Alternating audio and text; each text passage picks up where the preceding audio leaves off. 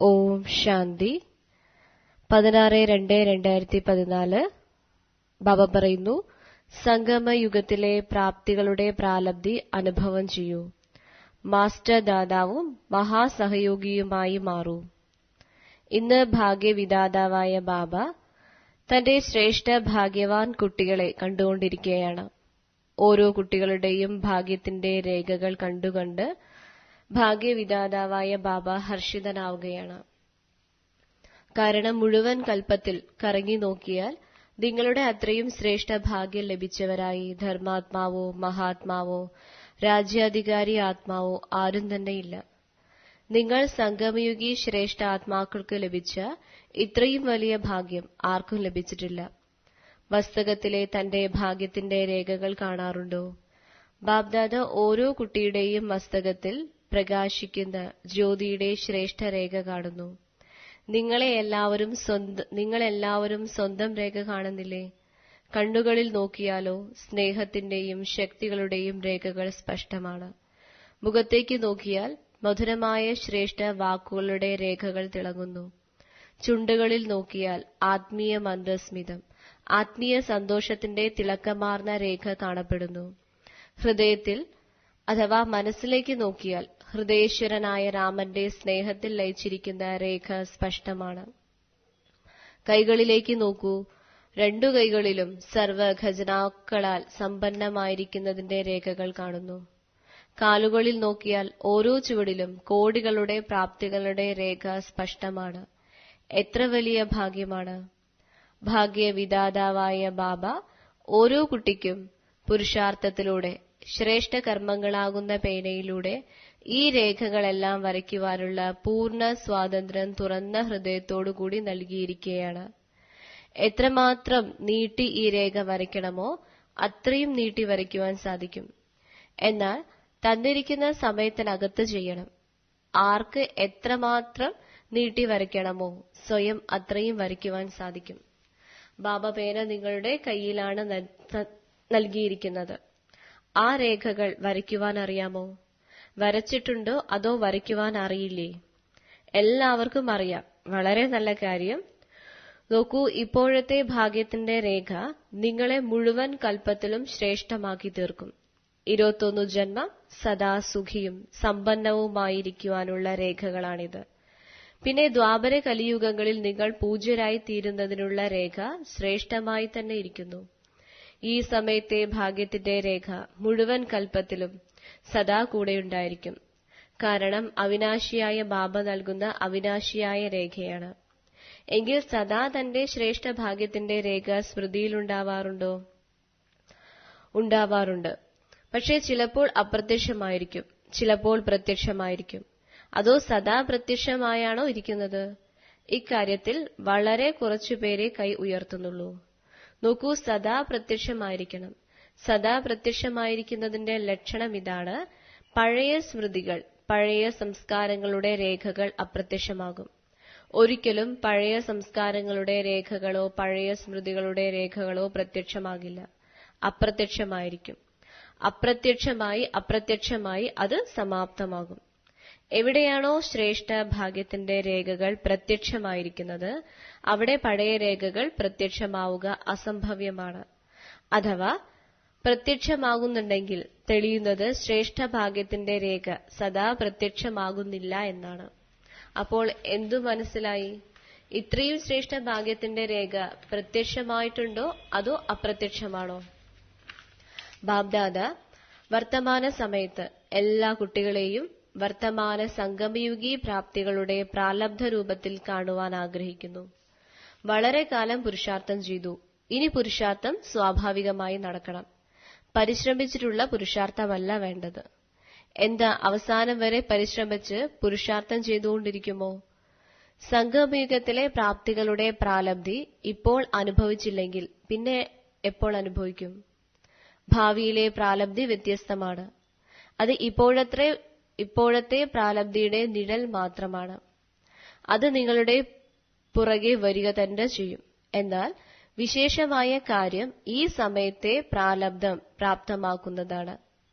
ആരെങ്കിലും ചോദിക്കുകയാണ്, എങ്ങനെയുണ്ട്, എന്തൊക്കെ വിശേഷങ്ങളുണ്ട്? എങ്കിൽ ഇപ്പോഴും നിങ്ങൾ ഇങ്ങനെ പറഞ്ഞുകൊണ്ടിരിക്കരുത്, പുരുഷാർത്ഥം നടന്നുകൊണ്ടിരിക്കുകയാണെന്ന്. പുരുഷാർത്ഥം നടക്കുന്നുണ്ട്, എന്നാൽ പുരുഷാർത്ഥത്തിന്റെ പ്രാപ്തി ഇപ്പോൾ അനുഭവിക്കൂ. ആ പ്രാപ്തി ഇതാണ്: സർവശക്തി സമ്പന്നം, സർവജ്ഞാന സമ്പന്നം, സർവവിഘ്ന വിനാശകമൂർത്തി. ഇപ്പോഴത്തെ ഈ പ്രാലബ്ധി ഭാവിയിൽ തീർച്ചയായും സ്വാഭാവികമായും പ്രാപ്തമാകും.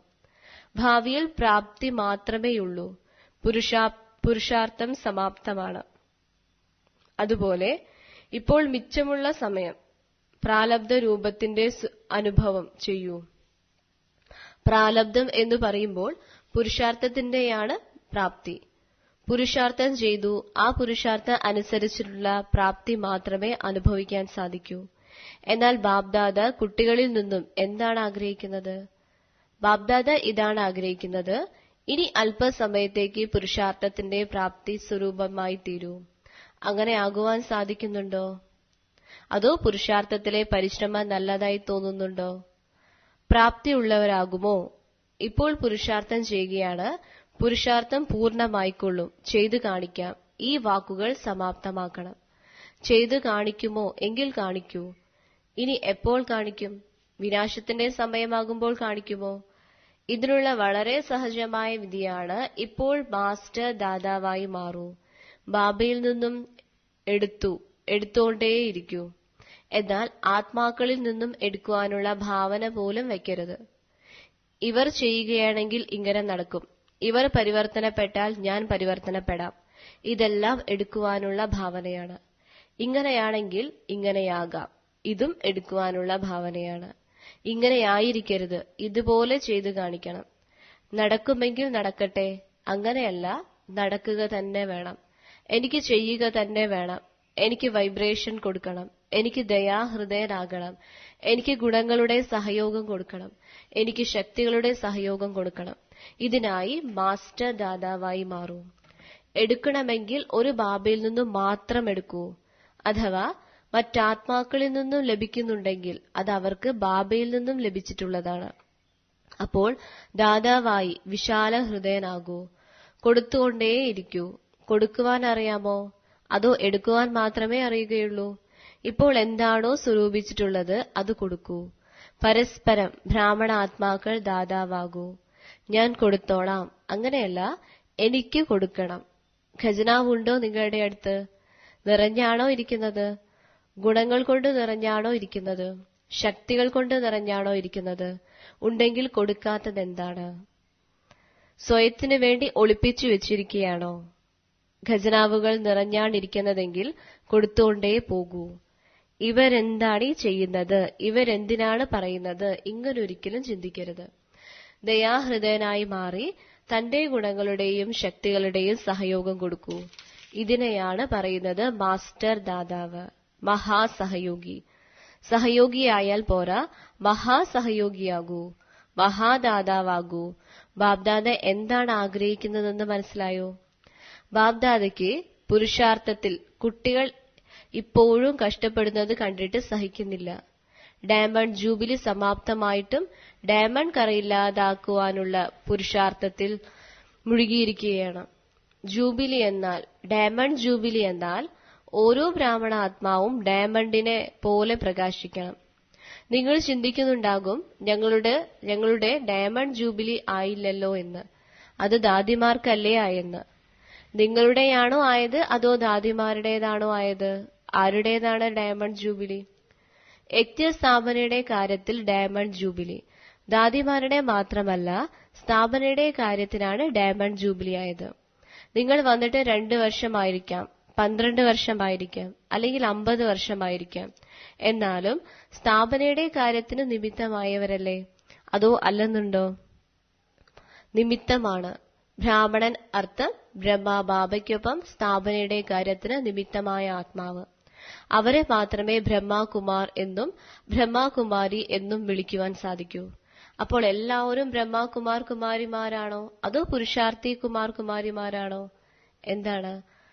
ബ്രഹ്മകുമാർ കുമാരി എന്നാൽ ജനിച്ച ഉടനെ ബ്രഹ്മബാബയ്ക്കൊപ്പം സ്ഥാപനയ്ക്ക് നിമിത്തമായ ആത്മാവായി.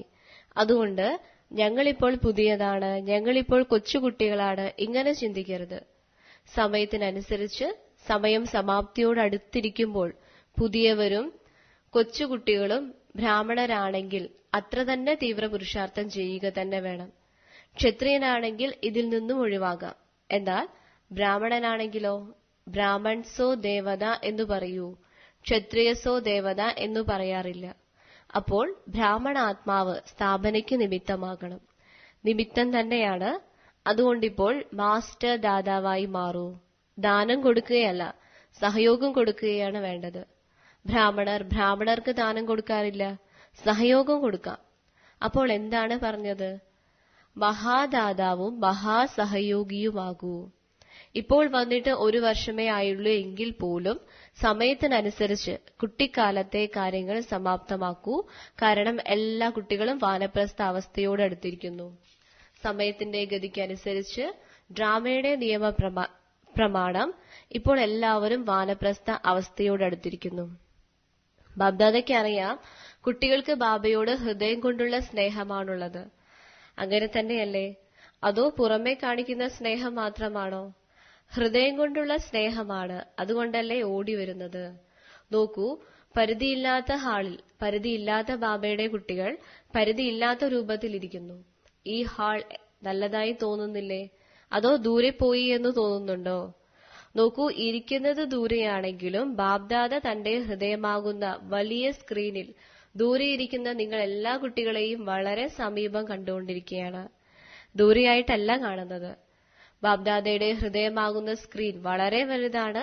ഇതുവരെ ശാസ്ത്രജ്ഞർ പോലും കണ്ടുപിടിച്ചിട്ടില്ല. അതുകൊണ്ട് നിങ്ങൾ ദൂരെയല്ല ഇരിക്കുന്നത്, ബാബ്ദാദയുടെ ഹൃദയത്തിലാണ് ഇരിക്കുന്നത്. അങ്ങനെയല്ലേ മനസ്സിലാക്കുന്നത്? കസേരയിലാണോ ഇരിക്കുന്നത്, ഭൂമിയിലാണോ ഇരിക്കുന്നത്, അതോ ഹൃദയത്തിലാണോ ഇരിക്കുന്നത്? ദൃശ്യം വളരെ നല്ലതായും സുന്ദരമായും തോന്നുന്നു. പുറകുവശം പൂർണ്ണമായും നിറഞ്ഞാണോ ഇരിക്കുന്നത്, അതോ അല്പം ഒഴിഞ്ഞുകിടപ്പുണ്ടോ?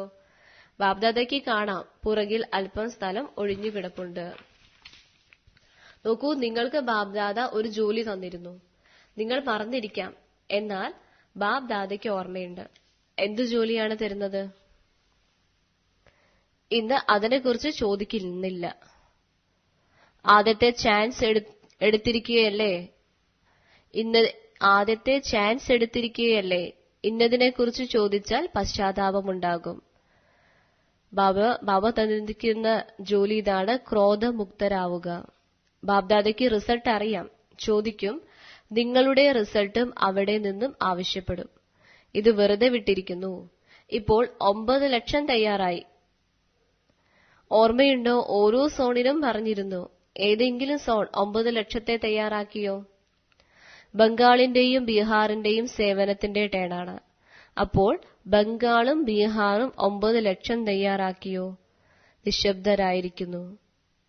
പോട്ടെ, ഒരു സോണല്ല, എല്ലാ സോണുകളും ദേശത്തും വിദേശത്തും ഉള്ളവരും എല്ലാവരെയും ചേർത്ത് 9 ലക്ഷം തയ്യാറാണോ? വിദേശത്തുള്ളവർ പറയൂ, 9 ലക്ഷമുണ്ടോ?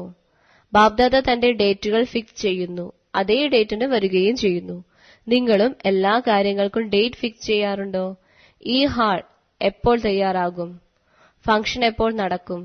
ഇതിനെല്ലാം ഡേറ്റ് ഫിക്സ് ചെയ്യാറില്ലേ? അപ്പോൾ ഇതിന്റെ ഡേറ്റ് ഏതാണ്? ഫിക്സ് ചെയ്തിട്ടുണ്ടോ? വിനാശത്തിന് ശേഷമാണോ അതോ അതിനു മുൻപാണോ? എന്താണ് ചിന്തിച്ചിരിക്കുന്നത്? ഏതെങ്കിലും ഡേറ്റ് ഉണ്ടോ അതോ ഇതുവരെയും ഫിക്സ് ചെയ്തിട്ടില്ലേ? ഇതും ബാബ തന്നെ ചെയ്യൂ എന്നാണോ? നിങ്ങളാണ് ചെയ്യേണ്ടത്. ശുഭകാര്യങ്ങൾ ചെയ്യാൻ വൈകരുത് എന്നേ ബാബ പറയൂ. അല്ലാതെന്തു ചെയ്യാൻ? ശരി, ഈ സീസണിന്റെ അവസാനം ചെയ്താലും മതി. അത്രയും ധൈര്യം നിങ്ങൾക്കുണ്ടോ? ദാതാവായാൽ മാത്രം മതി. ദാതാവാവുകയാണെങ്കിൽ ദാതാവെന്ന ഭാവനയിലൂടെ തന്റെ റോയൽ ഫാമിലിയും സമീപ പ്രജകളും വളരെ വേഗമുണ്ടാകും. അവരാണെങ്കിൽ കാത്തിരിക്കുകയാണ്. സദാ ദാതാവാകുന്ന താമസം മാത്രമേയുള്ളൂ. മഹാൻ സഹയോഗിയാകുന്ന താമസം മാത്രമേയുള്ളൂ. കൂടുതൽ ഖജനാവുകളും സ്വയത്തെ പ്രതി അഥവാ സ്വയത്തിന്റെ സേവനങ്ങളെ പ്രതിയാണ് ഉപയോഗിച്ചുകൊണ്ടിരിക്കുന്നത്. സ്വയം സേവനങ്ങളുടെ ഡ്യൂട്ടികളിൽ കൂടുതൽ സമയം ചെലവഴിക്കുന്നു.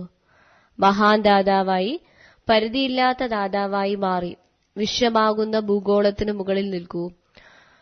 പരിധിയില്ലാത്ത സേവനത്തിൽ വൈബ്രേഷൻ പരത്തൂ. വിശ്വരാജാവാകണം. അവരവരുടെ വിശ്വരാജാവായിട്ട് മാറണം. അവരവരുടെ സോണിന്റെ അഥവാ ഡ്യൂട്ടികളുടെ ചുറ്റുവട്ടത്തിന്റെ രാജാവല്ല ആവേണ്ടത്, വിശ്വമംഗളകാരിയാണ്. ഇപ്പോൾ പരിധിയില്ലാത്തതിലേക്ക് പോകൂ. പരിധിയില്ലാത്തതിലേക്ക് പോകുമ്പോൾ പരിധിയുള്ള കാര്യങ്ങൾ സ്വാഭാവികമായും സമാപ്തമാകും. മനോബലം വളരെ ശ്രേഷ്ഠമായ ബലമാണ്, അത് ഉപയോഗിക്കൂ. പക്ഷേ കുട്ടികൾ മനോബലം ഉപയോഗിക്കുന്നില്ല. മനോബലത്തെ വർദ്ധിപ്പിക്കൂ. വാക്കുകളിലൂടെയും സംബന്ധ സഹയോഗത്തിലൂടെയും നിങ്ങൾ ചെയ്യുന്ന പരിധിയില്ലാത്ത സേവനം മനോബലത്തിലൂടെ ചെയ്യൂ. തന്റെ പരിധിയില്ലാത്ത ചിന്തകളിലൂടെ, മനോബലത്തിലൂടെ വിശ്വമാകുന്ന ഭൂഗോളത്തിനു മുകളിൽ സ്ഥിതി ചെയ്യൂ. ബാബയോടൊപ്പം പരമധാമത്തിന്റെ സ്ഥിതിയിൽ സ്ഥിതി ചെയ്ത് അല്പസമയം സേവനം ചെയ്താൽ അതിന്റെ എത്രയോ മടങ്ങിലധികം പ്രാപ്തി നിങ്ങൾക്ക് ലഭിക്കും. ഇന്നത്തെ കാലത്ത് സമയത്തിനും സാഹചര്യത്തിനും അനുസരിച്ച് അവസാനത്തെ സേവനം ഈ മനസ്സ അഥവാ മനോബലത്തിന്റെ സേവനമാണ്. ഇപ്പോഴേ ഇത് അഭ്യസിക്കൂ. വാക്കുകളിലൂടെയോ സംബന്ധ സമ്പർക്കങ്ങളിലൂടെയോ സേവനം ചെയ്യുമ്പോഴും ഈ മനസ്സാ സേവനം അഭ്യസിക്കേണ്ടത് വളരെ അത്യാവശ്യമാണ്. അതുകൊണ്ട് ഒപ്പത്തിനൊപ്പം അഭ്യസിച്ചുകൊണ്ടേയിരിക്കൂ. മനസ്സിലായോ എന്തു ചെയ്യണമെന്ന്? സ്ഥാപനയുടെ ആദിയിൽ ബാബ മനസ്സാൽ ആത്മീയ ആകർഷണം കൊടുത്ത് കുട്ടികളെ ആകർഷിച്ച് അതേ ഫലമുണ്ടാകും.